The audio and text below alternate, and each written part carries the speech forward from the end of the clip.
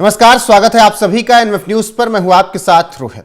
मिजोरम के मुख्यमंत्री लालधुहोमा पिछले साल के अंतिम महीनों में अमेरिका में थे और वहां पर जब उन्हें मंच मिला, माइक मिला, तो उन्होंने ऐसी बातें कही जिसे सुनकर हर कोई दंग रह गया। अब वो बातें आगे बढ़ रही हैं, अंदर खाने बहुत कुछ पक रहा है, क्योंकि भारत बांग्लादेश म्यांमार के कुछ हिस्सों को काटकर अलग ईसाई देश बनाने का प्लान था। अब सीएम लालधुहोमा विलेन है या हीरो, इसी पर चर्चा करेंगे, क्योंकि उनके बयान जो आए थे पिछले साल के अंत में वो चर्चा का विषय थे और उसके बाद तमाम आशंकाएं जन्म लेने की थी। पंकज प्रसून वरिष्ठ पत्रकार मेरे साथ हैं, उनसे सबसे पहले ये पूरा मामला समझेंगे, पिछले साल लालधुहोमा के बयान और अभी तक क्या कुछ हुआ। एक लाइन में मैं बताऊं तो ये जोलैंड की मांग कर रहे हैं।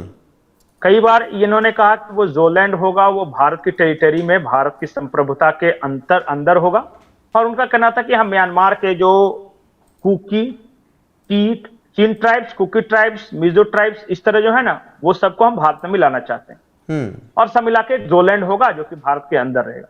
लेकिन कभी कभी ये कहते हैं कि जोलैंड जो होगा वो ना भारत के साथ होगा, ना चाइना के साथ, ना म्यांमार के साथ, वो एक अलग क्रिश्चियन स्टेट होगा। और इसलिए हमने कहा कि अगर भारत के टेरिटरी में के अंदर या भारत के तिरंगे के अंदर अगर ये जोलैंड बनाने की बात कर रहे हैं तब तो ठीक है कि म्यांमार का कुछ हिस्सा भारत में आ जाए। लेकिन अगर ये कह रहे हैं कि भारत से अलग काटकर मणिपुर के कुछ हिस्से को, म्यांमार के कुछ हिस्से को और मिजोरम के, इन सबको मिलाकर एक अलग क्रिश्चियन राष्ट्र बनाएंगे, तब ये खतरनाक है। इसलिए हमने वो टाइटल दिया है कि ये हीरो हैं या विलेन। हम खबरें बताएंगे और बाकी चीजें दर्शकों पे छोड़ देते हैं कि वो क्या समझते हैं इस चीज को। सबसे पहले 4 सितंबर 2024 ये अमेरिका में थे। अमेरिका में इन्होंने एक भाषण दिया। उस भाषण में इन्होंने, हाँ, यही जो आप दिखा रहे विजुअल्स में, यही वहां पे इन्होंने भाषण में दिया कि हम जो हैं वो एक तरफ भारत और दूसरी तरफ चाइना जैसे बड़े और मजबूत राष्ट्र से घिरे हुए हैं, हम अकेले लोहा नहीं ले सकते उनसे, और इसके लिए हमें अमेरिका और यूरोप के क्रिश्चियनों की मदद चाहिए, ईसाइयों की, क्योंकि हम ईसाई हैं और वो भी ईसाई मदद करें। ये उनका स्टेटमेंट था 4 सितंबर 2024 को अमेरिका में दिया हुआ। दूसरी बात हुई, कल की घटना है ये। वहां म्यांमार में बहुत सारे ग्रुप्स जो हैं वहां मिलिट्री हुंटा से लड़ रहे हैं और सबको मिला के हम एक नाम देते हैं विद्रोही गुट है। हालांकि वो बहुत तरह के लोग हैं, वो चिन ट्राइब्स के भी है लोग। उसमें से 2 ग्रुप जो है, एक का नाम है चिनलैंड काउंसिल और दूसरा ICNCC। इन दोनों के लोगों को बुलाया मिजोरम में और कहा कि तुम आपस में मत लड़ो, तुम दोनों क्रिश्चियन हो और जोलैंड जो हम बनाने जा रहे हैं उसमें तुम दोनों की भूमिका होगी, तुम दोनों दोस्ती कर लो। उसकी तस्वीर मैंने आपको भेज दी और ये समाचार माध्यमों में छपी हुई है। अच्छा, ये बात छपी हुई अभी कुछ दिन पहले, यही बात जो आज हम चर्चा कर रहे हैं। पिछले वक्त जब ये बयान आया था लालधुहोमा का, तो उस वक्त शेख हसीना जो कि बांग्लादेश की पूर्व प्रधानमंत्री रही हैं, उन्होंने भी कहा था कि अमेरिका, खास करके CIA पूरी तरीके से प्लानिंग कर रहा है कि बांग्लादेश के कुछ हिस्सों को, नॉर्थ ईस्ट में के कुछ हिस्सों को काट के एक ईसाई देश बनाया जाए। और शेख हसीना ने कहा यह बात मुझसे की गई, उनके बयान के बाद भी बवाल मचा था। बिल्कुल नहीं, बिल्कुल शेख हसीना ने कहा कि सेंट मार्टिन आइलैंड है, पहले अमेरिका ने कहा कि हमारी नेवल बेस के लिए वो दे दो। दरअसल अमेरिका की नेवी जो है वो भारत और चीन पे बराबर दूरी से नजर रखना चाहती थी और उसके लिए सेंट मार्टिन आइलैंड का चुनाव किया गया था। ठीक। शेख हसीना ने उसे मना किया। उन्होंने ये कहा कि चीन हो या भारत, दोनों से हम समान दूरी रखते हैं और हम किसी के एजेंट नहीं बनेंगे, हमारा एक संप्रभु राष्ट्र है। तो अमेरिका ने कहा कि हम इतने बड़े सुपर पावर, तुम 2 कौड़ी के बांग्लादेश, तुम्हें किसी दिन उठाकर सत्ता से फेंक दूंगा। और उसके बाद हटाया भी, तख्ता पलट भी किया और अपने एक एजेंट मोहम्मद यूनुस को वहां बैठा दिया। लेकिन मोहम्मद यूनुस के साथ दिक्कत क्या है कि वहां एक और तरह की मूवमेंट शुरू हो गई है, वो स्टूडेंट मूवमेंट है, जो कि कट्टर मूवमेंट भी है, इस्लामिक कट्टरपंथ भी, और वो अमेरिका से नफरत करते हैं, चाहे वो अलकायदा हो, ISIS के लोग हो और हुजी हो, वहां पे अंसारुल बंगला हो, इस तरह के 1 दर्जन संगठन वहां काम कर रहे हैं, जमाते इस्लामी बांग्लादेश हो, ये सारे लोग।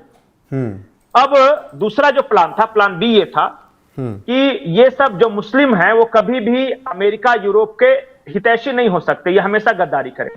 तो क्रिश्चियन है वो, हम भी क्रिश्चियन, वो भी क्रिश्चियन, उनके बीच हमारा भाई भाई का संबंध रहेगा। तो उन्होंने प्लान बी के तहत क्या किया कि जो क्रिश्चियन बहुल इलाके हैं, जैसे मिजोरम हो गया, मणिपुर हो गया, या फिर म्यांमार के जो क्रिश्चियन बहुत इलाके हैं जहां कुकी चिन ट्राइब रहते हैं, भारत से सटा हुआ इलाका है, और बांग्लादेश का एक उत्तरी बहुत छोटा सा इलाका है जहां क्रिश्चियन, उन सबको मिला के हम यहां एक क्रिश्चियन स्टेट बनाएंगे, मतलब राष्ट्र, छोटा और सा उसका नाम जूलैंड। जोलैंड अभी ये बोला है नाम, वो उस समय नाम नहीं आया था कि क्या रहेगा, लेकिन अभी लालदुम के बयान से लगता है कि वो जोलैंड उसका नाम देंगे। और जो मतलब क्या होता है वो पहले समझ जाए भारत के लोग। जो होते हैं वो वहां 3-4 ट्राइब्स है, जैसे कुकी है जिससे मणिपुर में मतई लड़ रहे हैं, वो एक चीन ट्राइब है जो कि म्यांमार में होता है, एक मिजो ट्राइब है जो कि मिजोरम, ये सारे जो ईसाई लोग हैं, और इन सबको मिलाकर कुल मिलाकर एक जो नाम दिया गया, इसलिए ये जोलैंड बनाने की बात कर रहे हैं कि जो लोगों का एक अलग लैंड होगा और एक अलग राष्ट्र होगा जी। और लालदुम जिस तरह अमेरिका में जाए कह रहे हैं कि चाइना और भारत से हम अकेले नहीं लड़ सकते, अमेरिका और यूरोप को हमारी मदद करनी चाहिए, ये खतरनाक इरादे हैं। और फिर कल जो उन्होंने किया है कि देखिए म्यांमार के साथ भारत के बहुत अच्छे संबंध हैं जी, चाहे किसी की भी सरकार, वैसे में अगर मंत्री वहां की सरकार के विद्रोहियों को अपने यहां बुलाता है, उनमें एकता करवाता है, यह काम किसी राज्य के मुख्यमंत्री का नहीं है, यह काम या तो विदेश मंत्रालय करा सकता था। तो यह एक तरह से सिडिशन है इनडायरेक्टली। लेकिन दिक्कत क्या है कि इस तरह के जो होते हैं, मतलब तीनों जो ईसाई बन चुके जो ट्राइबल्स वहां हैं, वो ड्रग्स के बिजनेस में भी उनकी मजबूत पकड़ है, उस इलाके में भी अच्छी खासी संख्या में। अगर भारत सरकार रिएक्ट करती है तो वो उनको हथियार वगैरह सब मिल रहे हैं म्यांमार साइड से, और कहा यह जा रहा है कि सीआईए डायरेक्ट इन्वॉल्व है वहां पे। आंग सान सूकी को सीआईए फिर से एक बार उस म्यांमार के सत्ता पे बैठाना चाहता है। तो ये सब के कारण भारत सरकार को थोड़ा फूंक फूंक के कदम रखना पड़ रहा है। तो लेकिन जो चल रहा है वो हमने बताया, और आप बताइए कि ये लालदुम विलेन है कि हीरो है कि क्या है, वो तो देश के लोग फैसला करेंगे। देखिए सीआईए का अगर इसमें इन्वॉल्वमेंट है, सीआईए का एजेंट गुरवत पन्नू बताया जाता रहा हमेशा, क्या वो भी इस साजिश में शामिल? नहीं, यहां पे जो सीआईए के जो लोग लगे हुए हैं वो 3 लोग हैं। एक विक्टोरिया लूलैंड है जो आई थी सबसे मुलाकात करने है, हाँ डोनाल्ड लू है। ये इस एरिया जो हमारा खित्ता है ना, जैसे पाकिस्तान हो गया, भारत हो गया, जो साउथ एशिया, यहां का इंचार्ज, मतलब यहां के प्रोजेक्ट्स पे वही ध्यान दे रहे थे सब। डोनाल्ड लू ने ही पाकिस्तान में भी तख्ता पलट कराया। इमरान खान ने कहा था कि हमारा तख्ता पलट उसी ने कराया, बांग्लादेश में उसी ने तख्ता पलट कराया, श्रीलंका के राष्ट्रपति भवन में जो लोग घुसे थे और वहां के जो राष्ट्रपति को त्यागपत्र देना पड़ा था, वो भी मिशन सीआईए था।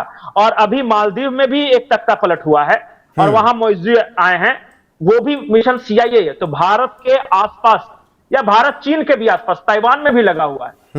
अभी जो वियतनाम देखिएगा, वियतनाम में अभी आपके पास खबर नहीं आई, वियतनाम में बहुत बड़े संकट में घिरने वाले है, वहां एक क्रांति होने वाली है। मैं आज बोल के जा रहा हूं, इस वीडियो में याद रखिएगा।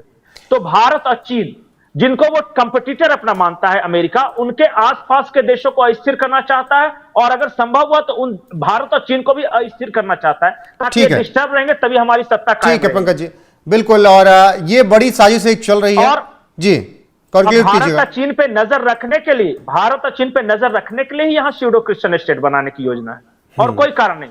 वहां अमेरिका की फौजें होगी, अमेरिका का बेड़ा होगा, बस खत्म। बिल्कुल, एक नया देश बनाने की साजिश जो चल रही है, जिसमें मिजोरम के सीएम लालदुहोमा का बयान पिछले साल आया, उसके बाद से ये बातें उठने लगी, शेख हसीना का बयान आया।